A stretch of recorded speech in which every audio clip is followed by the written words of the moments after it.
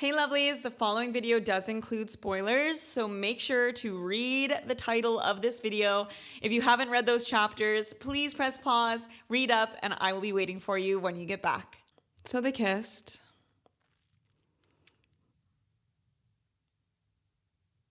I'm pissed.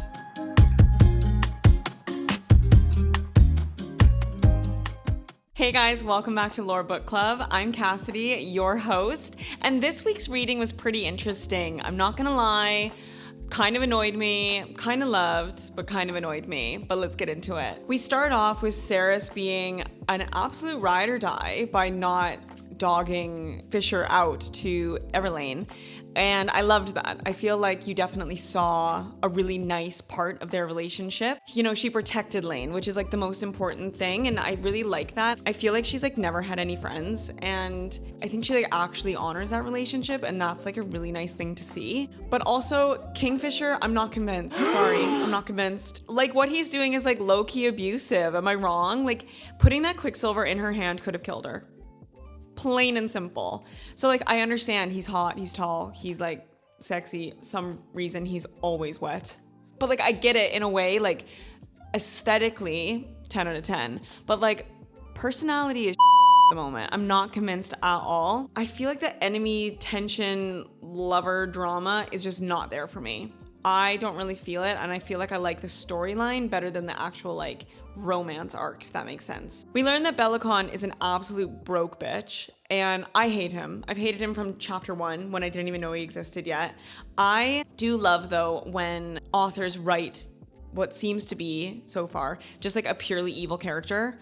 He just seems like an absolute evil villain and doesn't so far have any redeeming qualities. He's mean to his kids. He literally banished a wealthy, well-respected man so that he could steal his money because he's not good at finances. Give me your fucking money! And then stole that man's wife, and then was pissed that the wife's child needed to come with, and then treated the child poorly, and then blamed the wife because she couldn't give birth to a boy again. So then you had Everlane, which is the sweet little love child, beautiful angel, and he's pissed and blames the mom that he can't have a boy and an heir to his throne. I hate him. I hate him. I don't like him one bit. I just think he sucks, to be honest. I don't like his character at all. Although that picture of him, low-key hot. So then we read the part where they're sitting together. He's hungover, which was the first time I kind of like actually, I don't know, related to him. He felt more human to me, and I liked better that he was taking the piss a little bit and being silly and like having fun. And it was the first time I saw a side of his character that I was like, I get it. I understand why we're frothing. Like I do get it there. And when she was choking and he looked at her and was like, swallow. That was crazy work. That was actually crazy. I gasped. And I love it when I'm reading something that like makes me giggle like a schoolgirl. No, literally, I was like, my feet were in the air, like, ee.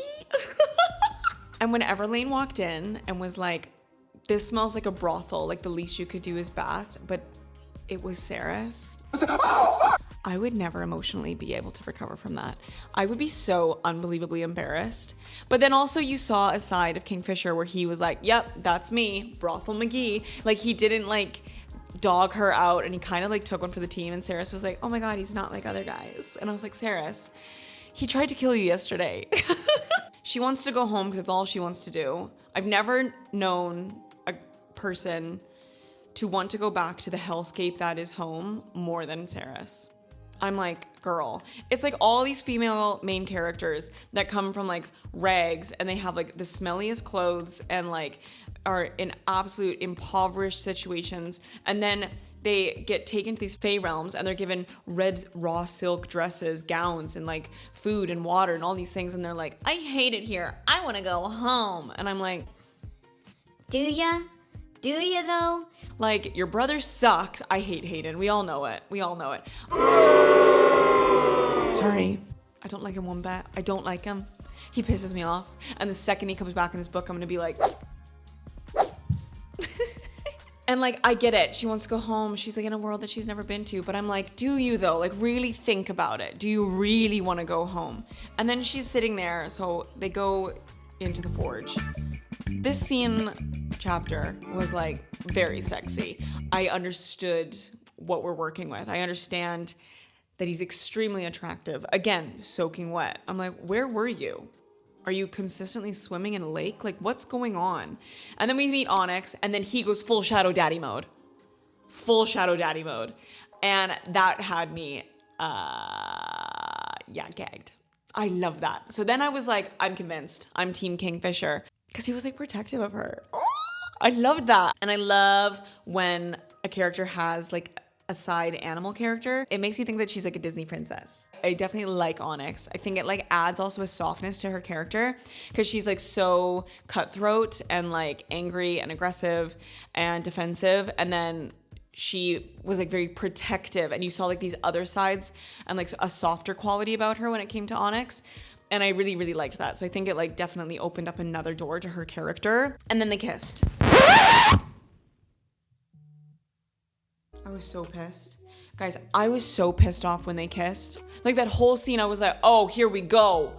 Oh, there's tension. And now you're going to kiss like 15 years from now. It was like the fire was in the room. The forge was hot. He was topless. And she was like, well, maybe if I touch that necklace, maybe I'd get a better deal. Maybe I'd figure out what it really means and what the alchemists need. And he was like, if you want it, come over here and touch it. Crazy. No, crazy. So I was like eating it up. I was like, I'm hungry. Yes, more of this, more of this, more of this. Then they kissed. And I was like, somebody give me an ice bucket. Are you joking me? Are you all that good, beautiful, gorgeous, yearning tension, making that fire burn, burn, burn? I was so pissed when those two kissed. No, I was pissed. I was. It was just too soon. And I understand that it was for a means to an end. I know that she wanted to take his ring off his finger. So she was trying to distract him with her sexy body and mouth. I get it. Like, don't get me wrong. I get it. I just feel like there could have been so many other things that would have maintained that tension without them kissing. I think maybe that was like her original idea. Like she was just trying to distract him. But then I think she smelled his like minty air and she was like, what is this, a Colgate commercial? And she was ready to mac. Ugh, I was disappointed. Sorry, I was. I think it was too quick and I think it made the later kiss disappointing. Sarah's no plan Thane goes and is running with her little fox that is her new BFF without saying bye to Everlane. I'm like, you just made a friend. Ugh. Anyway, so she's gonna go jump into some Quicksilver and go home because she now knows you just have to think, tap your heels 3 times and then you're gonna be where you're at. Very Dorothy coded. No thought process. If I was trying to find a pool of Quicksilver and I started hearing voices in my head being like, come to me, oh, left, oh, come to me, I'd be like, okay, maybe I shouldn't do that because that is giving evil villain. Just because I know Amaranth more and I know how to do a spell, I guess, as a human, does not mean that I need to go jump into a ginormous, gorgeous pool, by the way. Like, my imagination of that was stunning. But I just simply wouldn't do it. Sarah's no plan Fane, what does she do? She's about to dip that toe in the water. Obviously, Fishy shows up out of nowhere and he's like, are you a fucking idiot? Are you actually fucking dumb? You're gonna jump into a bit of Quicksilver and you're gonna, oh. But he's right. And she was like, I had your relic. And he was like, that's not a relic, that's a trinket, gag. And he was like, but you told Lane. And he's like, how many times can you not use your brain? Like, if I was Kingfisher, I'd be so pissed off. I'd lock her in a room. I don't know. I'd be so mad because she just is always trying to do too much. She wants her brother. She wants Elroy. She wants like anything that reminds her of home. I get it. She wants her brother. I hate you, Hayden.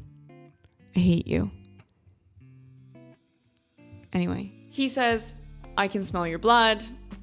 I'm gonna go find him. He jumps into the Quicksilver. She's waiting, stroking a fox. Brings back Carry on Swift, carry on Swift.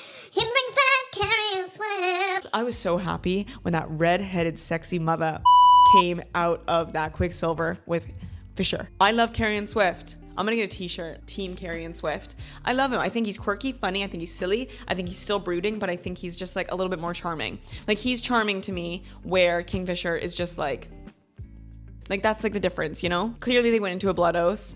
And tell me I'm not the only person that when he brought back Carrion Swift, I was like, don't have them be siblings. They just slept together 3 months ago. And you're telling me that he could, but then how he could smell her? Crazy. And that he was jealous? Crazy. Ah! I loved that. Oh my God. I love when a man gets jealous. Maybe that's just a bit of my crazy. But when I read that or I see that in real life, I'm like, as you should. So much happens. High tension, high stress, high stakes. She's in a blood oath now because she didn't read the fine print. And I literally wrote down this quote because I was gagged. She was like, "You tricked me." And he was like, "No," he said bluntly. "I taught you a valuable lesson that will serve you well for the rest of your very short human life in this realm. Always pay attention to the fine print. The devil is in the details. Now go." If somebody said that to me, I would pass away. That is such a read. And the fact that then they have to make another oath later and yet again, she does not read the fine print. I'm like, Saris, open your ears, open your eyes, open your imagination to a system in which you need... Oh. Again, she's pissing me off. She doesn't read the fine print. She needs to read the fine print. So because he has like her will in his hand, which is another trope I don't really like. I don't really like when like you lose free will. Not my favorite thing, so it's fine. He keeps convincing her. I also did get the ick. So this is what I mean with Kingfisher. I'm up and down, up and down, up and down, because I did get the ick when he was like, everything that I'm commanding you to do is for your own benefit. Because if it was for my benefit, you'd be on your knees. I was like, oh, come on.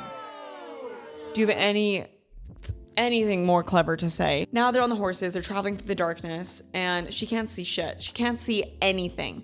And he can, and obviously she's hearing like absolute screams through the forest. She's terrified, I get it, so would I be.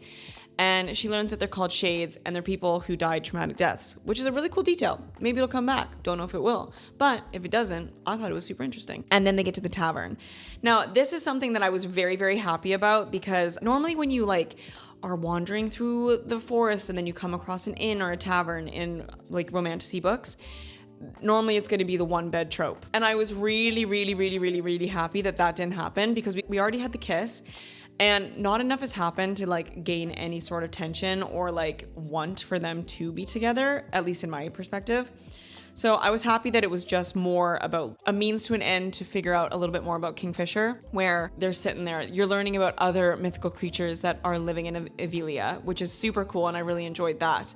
And then Renfis comes in and, you know, they're chatting, they're having a good time, and it's just good vibes. He freaks out, Kingfisher and Renfis are revealed to the tavern. This part I loved. I think I really softened to his character because I realized he was actually like a war hero and not a war criminal.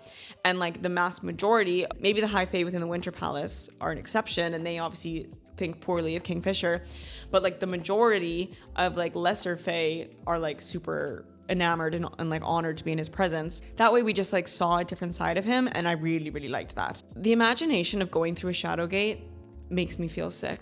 That is like the worst drunk / hangover / spins, you need to sleep with the light on type drunk that I can imagine. And I felt sick reading it. But then again, I love Renfis because he takes care of her. He like carries her to her bed, and he's like so sweet, and like he's like really actually like endearing and genuine and nice and kind and honorable. So I'm still team Renfis. Like I really like him. Eventually Saris talks to Carrion, and she learns about the even light that is going to be happening back home in Zilverian. And I am sure that that is going to be something bad. He's like, everything's fine. Like there's more water, there's flowers, everything's beautiful. There's going to be some sort of like dark, twisted thing that comes from that, because Queen Madra is not a nice person that's just going to put flowers everywhere. Also, again, Carrion Swift got Hayden papers to have a better life within the 7th ward. He's a good guy. He took care of her family when she got taken to Queen Madra's court. That's what I mean. I'm just very team Carrion Swift. I feel like he's nice, he's honorable, he's respectful, and he cares about her. And he's funny, and he's sassy, and he's silly, and I love it. So now that we're in Kalish, it's such a stark difference to the Winter Palace, and it's so homey and nice and beautiful. And again, I feel like it opens another window into Kingfisher's life and what was stolen from him as like a child. I mean, he was like, what, 12, and now he's 1,700 years old. So you kind of like learn all these beautiful moments and memories that were stolen from him. And tell me that Archer, our little fire sprite, is not a minion mixed with the volcano fire goddess from Moana and Groot. That's exactly what I pictured. I love him. He's funny. Oh, I love a creature. And he's so sweet. And again, Kingfisher's so respectful and nice and sweet, and like has like clearly like a deep relationship with him, and he's like considered the help. Again, you just see another side of Kingfisher that is like softer and lighter. So now I get it. Like I need a bit more. I need to read further so I can get some more redeeming qualities, because right now being nice to one person is not a man-made. They make another deal, no fine print. Ceres, no plan, no fine print. Fane has to now make 15,000 Quicksilver rings. When he said 15,000, I was like, oh girl, you choose your own battles, baby. You really do. And of course she fails because she has no idea what she's doing. She didn't pay attention in her studies because she was just trying to get home. And now she has no idea how to make Quicksilver. She just hears voices in her head and she keeps failing, which must be so frustrating. And also that there's no silver and that like gold is like a plenty, but like silver is the only thing that can kill. Hold up. Renfis, we love. Ultimate wingman. Trying to like set them up for dinner so that they can get to know each other emotionally. They're sitting at dinner and tell me this. Okay, across the table, that voice in her ear shivers down my spine. Sexy. See that's what I'm talking about. Tension, yearning, not just a kiss in a forge. Don't even get me started on that kiss. Fuming. He's like in her ear and she's like, this is so sexy. But she's like, I'm gonna come sit beside you. When she sits down beside him, right? And he's like a little bit taken aback, but like kind of giggly. And then she does it again when Renfis and Carrion, they all have dinner. 1,000,000% that seat beside him must imply that she's like the queen or something. It has to. 100,000%, because it shouldn't be that big of a deal where she's sitting. And then when he's like, she's picked where she wants to sit, I'm like, that's like gonna be that you're like the queen or something, without a doubt. They're sitting having dinner. It's actually nice. I'm like, oh, this is good. This is great. Archer freaks out that she's sitting there. It's all good and well. And then the literal demons from the spelunking movie, The Descent, blast through the windows. And those ugly, gross creatures, where's the lie? Where is the lie? This is what I pictured. And there's no lie, because that's what they were. Obviously, she can't fight them because she doesn't know what she's doing. But I really liked how we saw Kingfisher's power more, because he wraps them up in shadows and decapitates them. She gets bitten, she's sick, and he's like, oh, we need to get her help. And then you can kind of see, oh, he cares about her. And she's like confused about that. And I get it, because he's like, had no caring qualities the entire time she's been there, and suddenly he cares. The bar's on the floor. She gets bit by a demon creature. He carries her, and she's like, maybe he's different.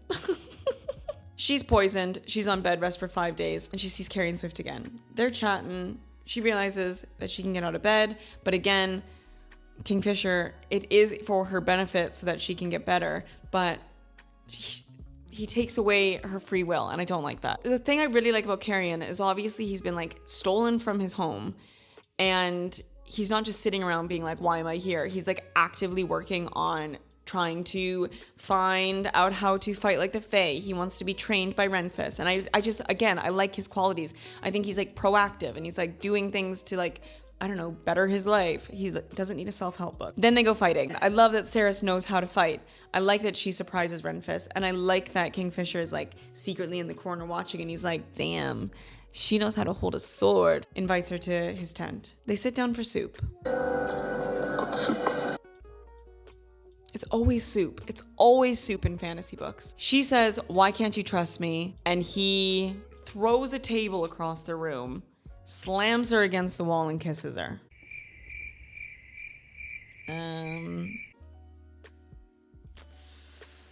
I don't know about that. I don't know the why. I don't get the tension. Like, he doesn't give a shit about humans or anything. And like, maybe he just like gets on with her and he like likes her, maybe, but I'm not getting anything of that outside of like small moments, which just feel like he's taking the piss. So for them to suddenly have this like passionate kiss, it was hot, sure. And then he's like, I can't trust anyone. Okay. I don't know. I'm not convinced. Again, she's very confused, thrown off, taken aback, but excited, and I get it, like I do. We now meet Danya and Lorith. Clearly, they feel like he's some sort of traitor. Again, he walks into the hallway soaking wet. You were just eating soup. You kissed Ceres, jumped in the lake. Why is he always dripping wet? I don't get it. Why is he like, he's consistently described as like dripping wet hair. I don't get it. He needs like a microfiber towel or something and then he'll be fine. Danny's obviously pissed. She's like, You're a traitor. I'm gonna kill you. Maybe relationship there back in the day. Don't know. I'm gonna guess in 1,700 years they probably hooked up. She's gonna stab him. He's like, take me. Doesn't even fight back. Okay. And then Ceres finally shows some sort of control over her alchemy. She breaks the sword into a million pieces. Danya's like, we have a fucking alchemist. And then suddenly there's a chant, the icebreaker chant. I read it like this: icebreaker, icebreaker, icebreaker. I know it's not. I know they're probably crying, but that's literally how I read it. And I was like, come on, icebreakers. And that's where we left off. So that's what I mean. These chapters for me were like, they were good, but there seems to, I don't know, something feels rushed, if that makes sense, especially within like the romance line. Like I'm liking the book and like the overall topic, but the through line of the connection between Ceres and Kingfisher for me is just way too quick. And I'm hoping that we can get some yearning back in and some like stakes in the next couple chapters. So fingers crossed there. Now it is time for me to announce our book boyfriend of the week. And this week goes to, drumroll please, Renfis. He is sexy. He is the ultimate wingman. And he's kind and he's gentle and he's lovely. And I just really like him. I think he's a book boyfriend of the week because I'm still not convinced about Kingfisher. Maybe next week. Try again next week, Fishy. I'm not convinced. You gotta convince me, mama. Our quote of the week goes to Kingfisher. And he says, don't bother. Lying is pointless with your heart betraying you so loudly. If somebody said that to me, I would evaporate. I would literally want to dissolve into the ether. Great quote. Oh my God, he can. Oh, when his heart is also thumping after they kiss. That was nice. I did like that. Details. Next up, our Would I Survive section of the chapters 10 through 21.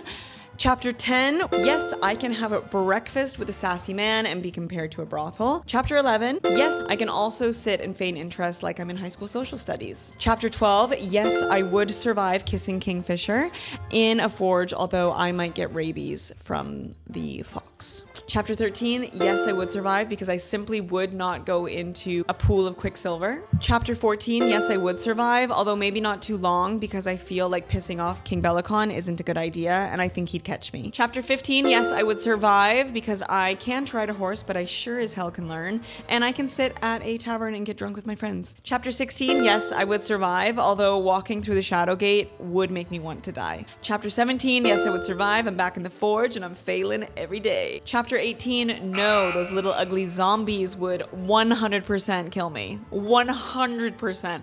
Those things would fly through the window and I'd be like, ooh! Chapter 19, yes, I can rot in bed fine. Chapter 20, yes, I would survive. And to be honest, I would also probably shatter his sword for Fishy. I would.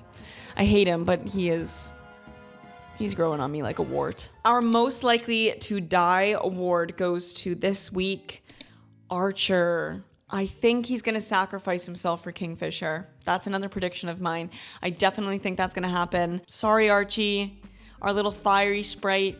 I don't think it's gonna last long for you, buddy. Our spice meter this week is a sensible 1 to 5. Couple kisses that were poorly timed. However, the tension has risen to 2 out of 5 stars.